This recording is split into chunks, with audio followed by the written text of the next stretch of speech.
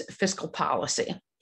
And our first learning objective is to define what fiscal policy is and to explain fiscal policy when we use it to combat a recession.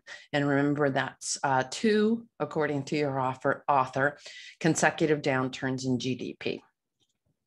Okay, so what is fiscal policy? And this is basically when we talk about fiscal policy, remember that GDP is made up of consumption plus investment plus government expenditures plus net exports. Here, fiscal policy is the government spending, okay, and taxes. So you can think of the government like this, okay? So here's the governmental entity. And where does the government get its money from? It gets its money as an inflow from taxes, okay? It then distributes those taxes to government spending. Okay. The largest percentage would be things like Medicare. It also would be those transfer payments, things like that. So those tend to be big. And again, the idea in fiscal policy is to influence GDP, real GDP, okay, employment, to get us at the natural unemployment rate, 4% to 5%, and the price level to keep that consistent, about 3%. Is the highest we ever want that to be. So when we talk about fiscal policy, it is the government spending and the taxes. So they might lessen taxes, they might increase spending. That's no net effect to the economy. They might decrease taxes and decrease spending, which is a gain to the economy. So this is kind of what fiscal policy is. There are two types that we're talking about. There's discretionary fiscal policy. And this, excuse me, is to the changes in the government spending or taxes, I'll use T for taxes, to alter the aggregate demand that we talked about and to stabilize the economy. Remember, aggregate demand is just if we put the price level over here and we put output down here, meaning real GDP, aggregate demand, the portion that we're talking about in fiscal policy is just the G. Remember that aggregate demand is made up of consumption, investment, government expenditures, net exports, and that's what we're kind of targeting right here. So that's discretionary fiscal policy. What's it used for? Again, to increase aggregate demand. Okay, so again, remember if we have 3 consecutive downturns of GDP. So what the government might do is spend more heavily. When they do that, if we look at aggregate demand, there we go, it would shift outward and to the right, increasing aggregate demand because we're increasing the governmental variable there. Contractionary fiscal policy is also used. This is where we would cut government spending. And again, what would it look like if we look at aggregate demand? We would shift that inward. Okay, and again, this is where we would decrease government spending, decrease some funding, decrease some things like that.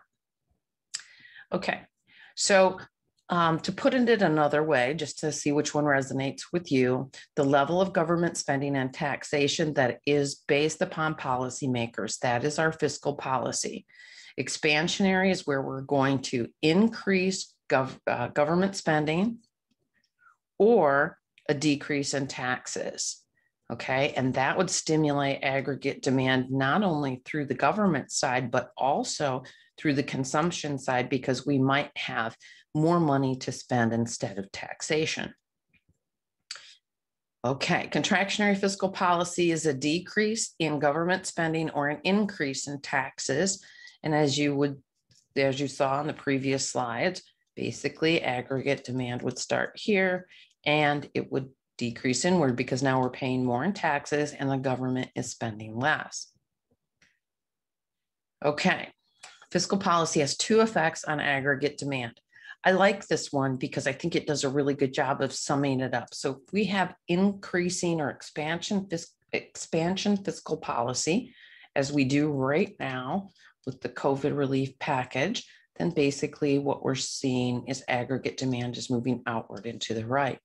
With contractionary fiscal policy, aggregate demand is shifting inward and to the left.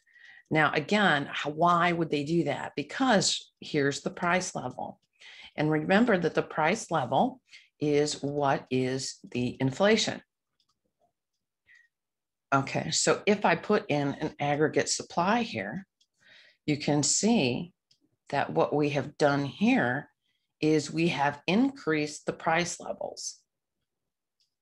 Okay, and output has increased. Again, real GDP has increased. If I put in an aggregate supply here, what has happened is we started off here. I'll put price 1, quantity 1, and we've shifted inward, which decreased the price level and decreased real GDP to Q2. Okay, so here's your causation change. Again, kind of those dominoes and how do they fall? Increase in government spending would be expansionary fiscal policy, increases in the aggregate demand curve, shifting it outward to the right, and an increase in the price level and real GDP. So here's an example of seeing that not all curves are straight in real life, but here we start off at aggregate demand 1. Again, here's the price level. Remember, that's our term for inflation. Here's our real GDP in trillions of dollars. We're going to start here at aggregate demands 1. Our price level is 210. Okay, and we have $13 trillion per year.